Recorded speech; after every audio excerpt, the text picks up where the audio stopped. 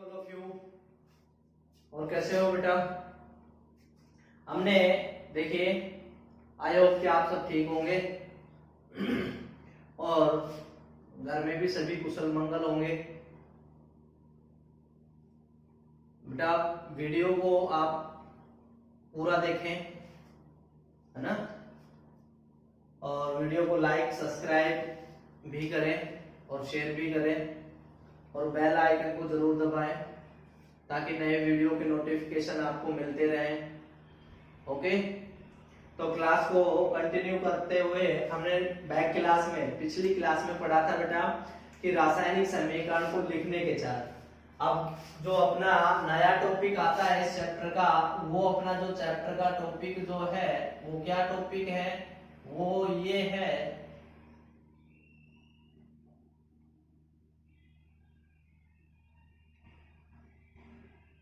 क्या टॉपिक है, देख लीजिए,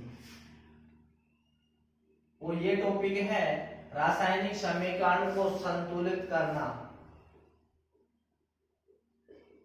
रासायनिक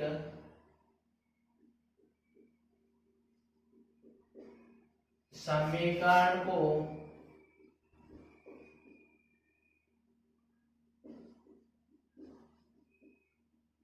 संतुलित करना। Chemical reaction balancing, chemical reaction balancing या balancing of chemical equation.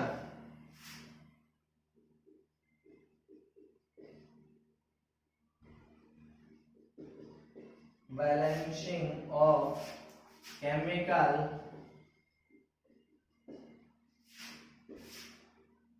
Equation, chemical reaction of balancing equation. ठीक है, ये अपना आज का टॉपिक होगा। इस टॉपिक पे अपन चर्चा करते हैं। चर्चा को आगे बढ़ाते हुए बेटा यहां से लेते हैं बात को। देखिए कि रासायनिक समीकरण को संतुलित करना। पहली बात है कि पहला क्वेश्चन आता है कि संतुलित रासायनिक समीकरण को संतुलित करना। संतुलित रासायनिक समीकरण किसे कहते हैं? संतुलित रासायनिक समीकरण किसे कहते हैं? पहला क्वेश्चन जो आया है ना, और ये क्वेश्चंस आपके चलते रहेंगे बीच बीच में, और वीडियो के अंत में भी आपको बताएंगे फिर, है ना, बीच बीच में भी चलते रहेंगे। तो कई बार पूछा गया है संतुलित रासायनिक समीकरण किसे कहते हैं, उदाहरण सहित समझाइए। ठीक है, तो देखिए बेटा, संतुलित हमें पता है रासायनिक अभिक्रिया में जितने भी परमाणु भाग लेते हैं और उनका जितना द्रव्यमान होता है, द्रव्यमान को ना तो कभी नष्ट किया जा सकता है और न ही कभी उत्पन्न किया जाता है। समझ रहे हो ना? द्रव्यमान को ना तो उत्पन्न किया जाता है और न ही नष्ट किया जा सकता है। यानी कि जितने परमाणु अभिक्रिया में, जितने परमाणु क्रिया कारक में होंगे उतने ही उत्पाद में होने चाहिए। और जब दोनों छोर में बराबर होंगे, दोनों छोर में जब क्या होंगे, बराबर होंगे, तो समझ लेना वो कौन सी इक्वेशन होगी, संतुलित समीकरण होगी। कौन सी होगी? संतुलित समीकरण होगी। आई होप अभी आपको समझ आएगा। देखिए मैं आपके सामने एक एग्जांपल्स लिखता हूं यहाँ। Zn प्लस H2SO4, Zn यानी कि जिंक और सल्फ्यूरिक अम्ल,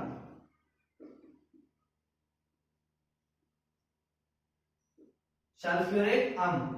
ठीक है, ये जिंक है और क्या है, सल्फ्यूरिक अम्ल है। इसकी अभिक्रिया जब करवाते हैं तो यहाँ पे ZnSO4 प्लस H2 गैस निकल जाती है। ओके, तो यहाँ देखिए बेटा, जब हम किसी भी, अब यहाँ पे एक चीज समझ लीजिए, देखो यहाँ Zn जिंक जो है, जिंक का परमाणु कितना है, एक है। हाइड्रोजन का परमाणु कितना है, हाइड्रोजन का 2 है। और S कितना है, 1 है। और SO कितना है, 4 है। S कितना 1 है और O कितना है, वह 4 है। यहाँ पे बात करूं तो बेटा Zn का भी कितना है, 1 है। उसके बाद में बात करें हाइड्रोजन का, हाइड्रोजन का भी कितना है 2 है, और S कितना है 1 है, O कितना है 4 है। जरा देखिए 1 है 1 है, 2 है 2 है, 1 है 1 है, O 4 है 4 है। यानी कि दोनों छोर में जो भी तत्व में या अणु में उपस्थित जो परमाणुओं की संख्या है वो क्या है समान है, समान है। इसलिए कैसी समीकरण हुई है संतुलित समीकरण हुई। कैसी समीकरण हुई संतुलित समीकरण हुई। समझ गए। यदि दोनों यानी कि इस ये भाग क्रिया कारक, ये कौन सा भाग क्रिया कारक है, और ये भाग कौन सा है उत्पाद है, प्रोडक्ट है। ओके, इन दोनों में अणु परमाणुओं की संख्या कैसी होनी चाहिए समान होनी चाहिए, तब तो कहलाएगी समीकरण संतुलित है। यानी कि वह रासायनिक अभिक्रिया जिसमें क्रिया कारक व उत्पाद दोनों में उपस्थित तत्व या अणुओं में परमाणुओं की संख्या समान है, तो वह समीकरण संतुलित समीकरण कहलाती है। ओके, देखिए लिख लीजिए। सबसे पहली बात है समीकरण,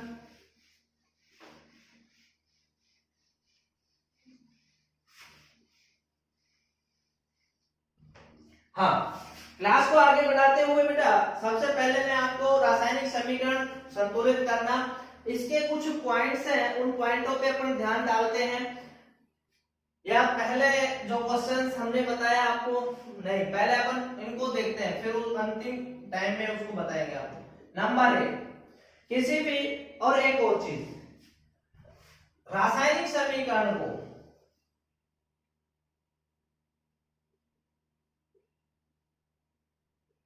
एक विशेष रूप से एक चीज का ध्यान रखना है, तीर के चिन्ह के दोनों ओर अणुओं की संख्या को घटा बढ़ाकर समीकरण को संतुलित किया जाता है। ठीक है, यानी कि अपन कह सकते हैं बेटा क्रियाकारक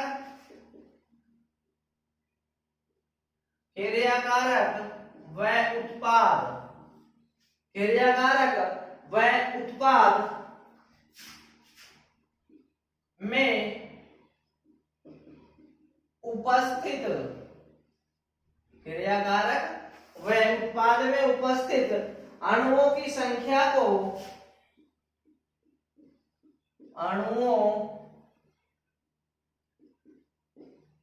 अणुओं की संख्या को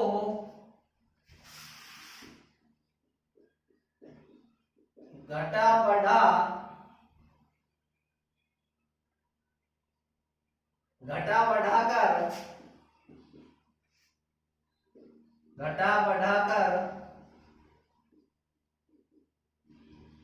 संतुलित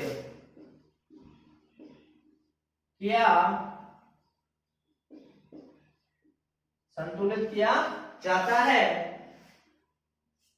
रासायनिक समीकरण संतुलित किया जाता है, रासायनिक समीकरण को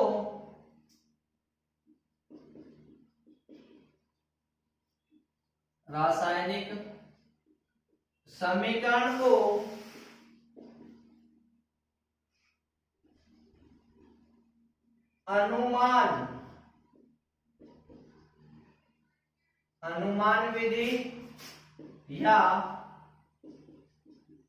hit and trial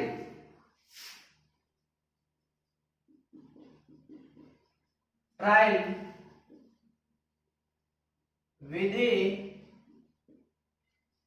hit and trial विधि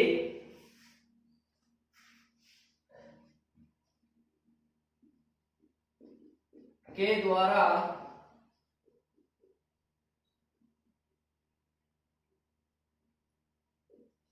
संतुलित करते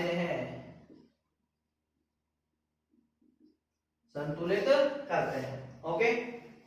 आपसे पूछा जाए कि रासायनिक समीकरण को संतुलित करने की विधि कौन सी है, तो कौन सी विधि है हिट एंड ट्रायल विधि के द्वारा करते हैं। ओके, हिट एंड ट्रायल विधि के द्वारा किया जाता है, या फिर उसका नाम क्या, अनुमान विधि के द्वारा जो है क्या किया जाता है, रासायनिक समीकरण को संतुलित किया जाता है। ओके, तो ये थी ये बात, तो ये समझ आई। अब देखिए एक चीज, अब रासायनिक समीकरण को संतुलित करने के लिए कुछ बातें हैं। मैं आपको एक चीज बता देता हूं बेटा, रासायनिक समीकरण को संतुलित जब अपन करते हैं, अपने को किसी भी नंबर में डिवाइड, सब्ट्रैक्ट, ऐड नहीं करना होता है, यानी कि नहीं करना होता है। सिर्फ जो अपने को चाहिए ना उपयोग में अपन मल्टीपल करके ही उसको क्या कर सकते हैं, संतुलित कर सकते हैं।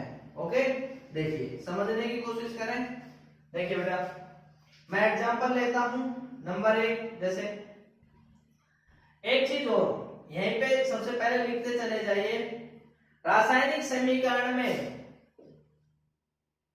रासायनिक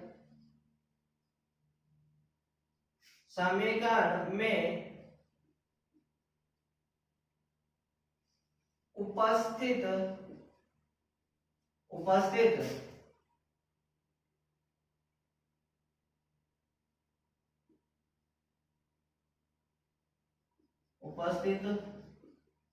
ऑक्सीजन व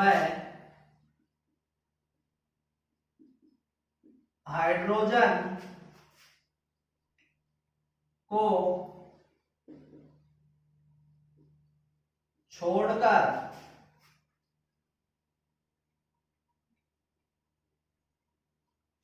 हाइड्रोजन व ऑक्सीजन को छोड़कर अन्य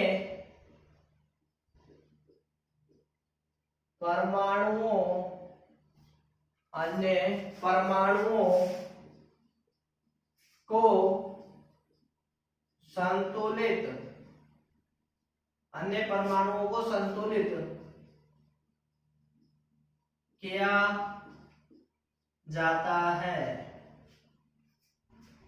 ठीक है, नंबर 2, इसको अपन पहले एग्जांपल से देख लें कैसे किया जाता है।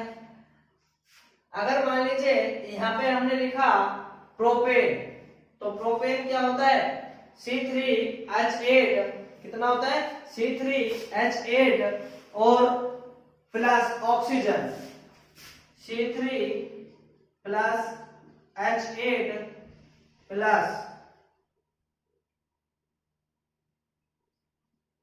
प्रोपेन प्लस ऑक्सीजन,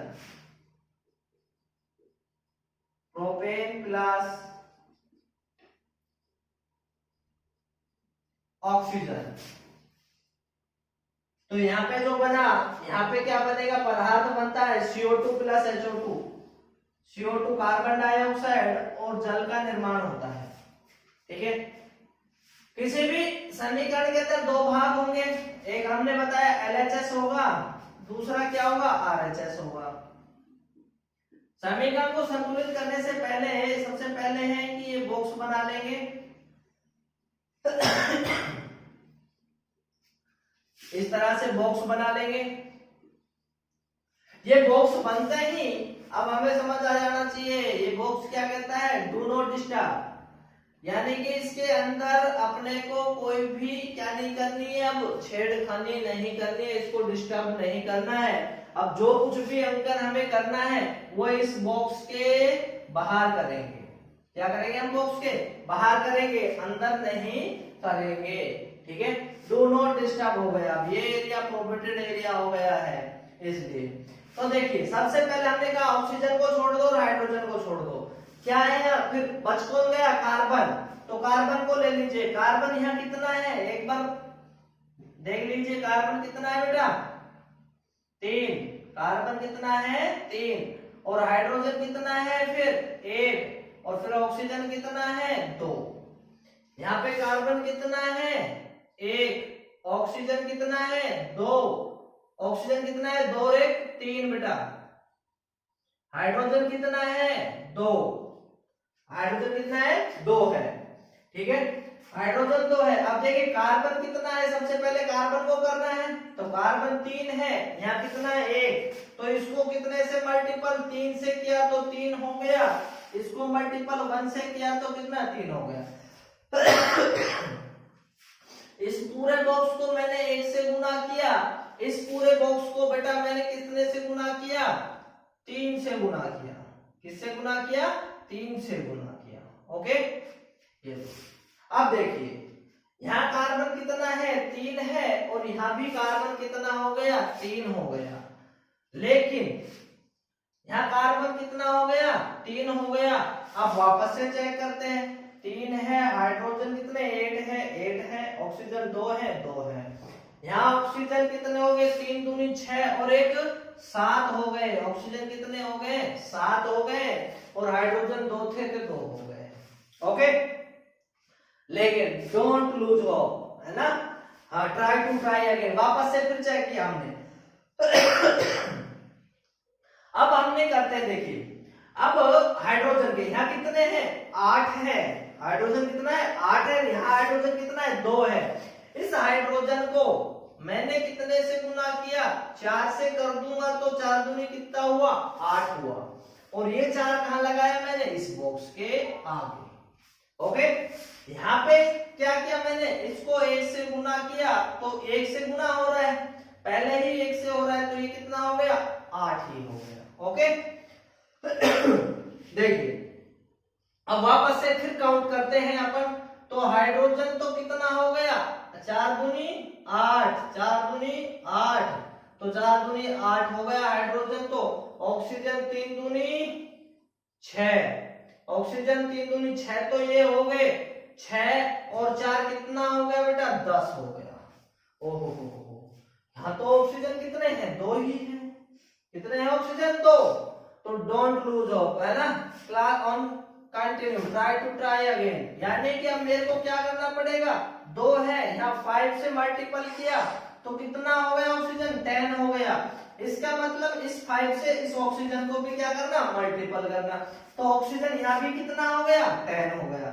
अब वापस से फिर काउंट करते हैं, कार्बन कितना 3, और हाइड्रोजन हाइड्रोजन कितना 8 है, ऑक्सीजन कितना 5 मल्टीपल 2 यानी कि 10, तो कितना हो गया 10 हो गया।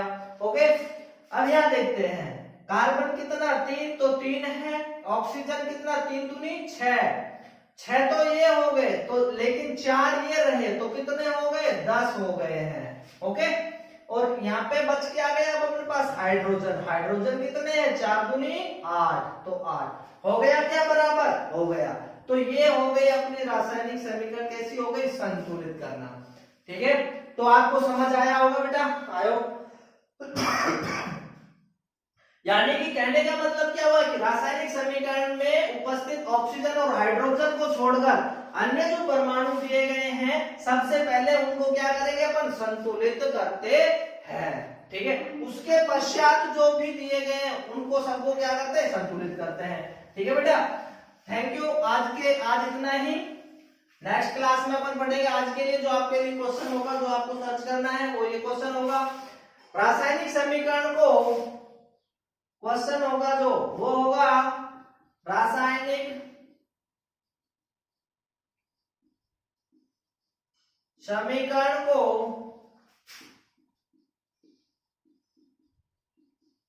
संतुलित करना क्यों आवश्यक है, एक क्वेश्चन मेरी तरफ से ये। उसके बाद में अब बच गए कितने 4 क्वेश्चंस जो हैं, 5 क्वेश्चंस बनाने हैं, 4 क्वेश्चंस आप बनाएंगे खुद से अपने मन से, कोई भी एनीवन 4 क्वेश्चंस बनाएंगे इसी में से, केवल रासायनिक समीकरण को संतुलित करने में से कितने क्वेश्चंस 4 क्वेश्चंस बनाएंगे और उनके आंसर्स भी खुद ही फाइंड करेंगे और फिर उसको कमेंट बॉक्स में लिखेंगे। ओके, ठीक है ना बेटा, थैंक यू।